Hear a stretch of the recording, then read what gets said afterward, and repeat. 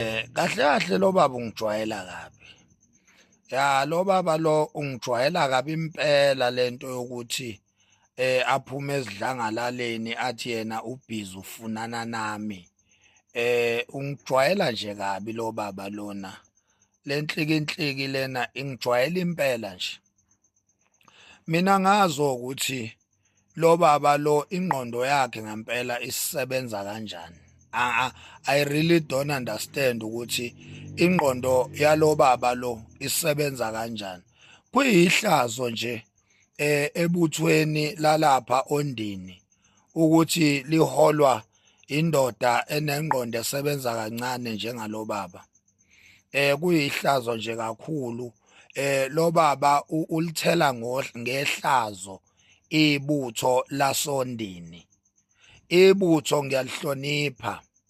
Lo baba iposition yakhe kumele ngabe uhloniphekile, kumele ngabe ngiyamhlonipha ngoba iposition yakhe kwaZulu inkulu uma ngabe ewumdidiyeli webutho. Kodwa umbuzo uthi umhlonipha kanjani umuntu ongazihloniphi yena? Ungavela usuke nje ubize abezindaba onhlaka production, ubabize maqede ufuna ukuzosongela mina kwabezindaba, into ebukwa yiwo wonke umuntu, into ebukwa amaphoyisa, into ebukwa umhlaba wonke ngisho overseas. Bayayibuka lento yakho ubhizi unjalo nje, ulimi lakho alisokiwe, ulimi lakho liyahlaphaza nje lu-loosed ulimi lakho. Uzokhuluma into engafanele uyikhulume ezidlangalaleni. After that uzoclaim ukuthi mina ngiyadelela. Ngidelela kanjani mina wena ukwazi ukukhuluma izinto ezibucayi kangaka uyikhulume ezidlangalaleni ubiza bezindaba uzokhuluma izinto zokusabisa umuntu eSouth Africa, ungisabise, ungisongele. Buphi ubuhlakani bakho? Engifuna ukwazi ke Mhlongo ukuthi uhlangothi likaMntwana uZonda Magwala linamabutho.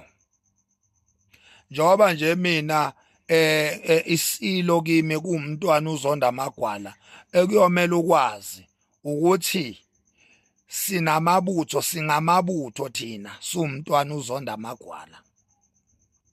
Angeke sivume ukuthi kuzophuma wena. Ulixoki futhi wena Mhlongo. Ulixoki kabi nje. Kuzophuma wena ngeinhloso zakho ezipersonal uzosebenzisa ibutho ngoba ufuna ukufeza inhloso zakho. Ufuna ukufeza inhloso zakho, ufuna ukuvela uyikhathalela bukhosi lika Misizulu.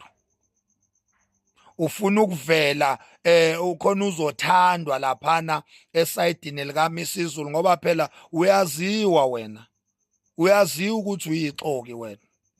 Wena owawuhola ibutho kuphelezelwa uMntwana uZonda Magwala eya ekhweni laphana ikuphi isenquthu noma isemtuba. Wena owawuhola ibutho. Usohlangothini likaMntwana uZonda Magwala la ngikhona mina.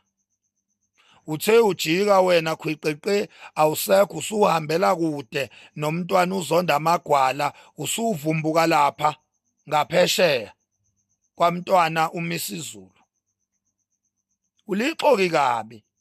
Njengamanje uphusha iagenda yokuthi ufuna akubone uMntwana uMisizulu khona lezi imali ayilanda lapha eSwatini nawe ezokuhlephulela. Uphusha nje iagenda yakho epersonal, ufuna ukusebenzisa ibutho kube ngazuthi manje kunebutho elingalifuni iqiniso kanti wena uzonda iqiniso ngenxa yokuthi ufuna ukubhenefitha lapha kuMntwana uMisizulu. Manje ezibhlungu ke ngikuphathele zona Sipho Mhlongo ukuthi angeke ubenefite lutho lapha kuMisizulu ukude kabi. Baningi kakhulu abantu ababhenefitayo lapha, baningi kakhulu abantu ababhenefita lapha kule stokfela sika Misizulu. Ngeke ubenefite lutho wena. Angiphathi ke futhi njengoba isitifiketi inkantolo seyasidabula nje, njengoba uMisizulu vele ngokomthetho engesesona isilo, ngoba phela isitifiketi inkantolo yamchitha ngecala yayisisidabula. Uyobhenefitha nini-ke wena ngoba njengamanje we are on the road to inkosi inkosi Sila uZonda Magwala ukuthi ahlale esihlalweni sakhe ngokusemthethweni. Iyona nto leyo manje uZulu okumele ayinake ukuthi umntwana iSilo uZonda Magwala sihlale esihlalweni saso ngokusemthethweni, ngoba vele ngokomthetho inkantolo yasidabula isitifiketi sika Misizulu akasesona isilo. So wena baba uMhlongo kumele ngabe impela ungohloniphekileyo esikhundleni sokuba umdidiyelo wamabutho, kodwa ngenxa yokuthi awuzihloniphanga wena, sizokuhlonipha kanjani thina? Sizokuhlonipha kanjani thina? Lento nje yokuthi ubize onhlaka production uzo addressa mina ungisongele, ukhuluma indaba zokuthi kuyophela inhlamvu. Uchaza ukuthini mawuthi kuyophela inhlamvu? Uchaza ukuthi uzongidubula, uzothumela inkabi zakho ukuthi zingilande zingidubule mawuthi kuyophela inhlamvu.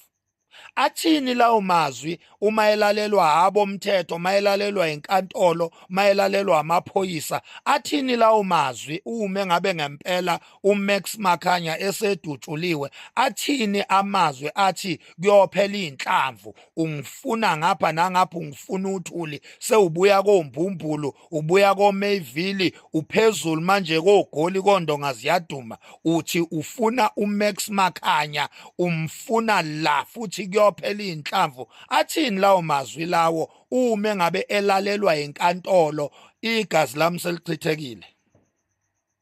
Funa ukukutshela ukuthi wena nethimba lakho ngeke ningenze lutho Mhlongo, ngeke nje ningenze lutho. Uyangisabisa, ungisabisa ngamasemba.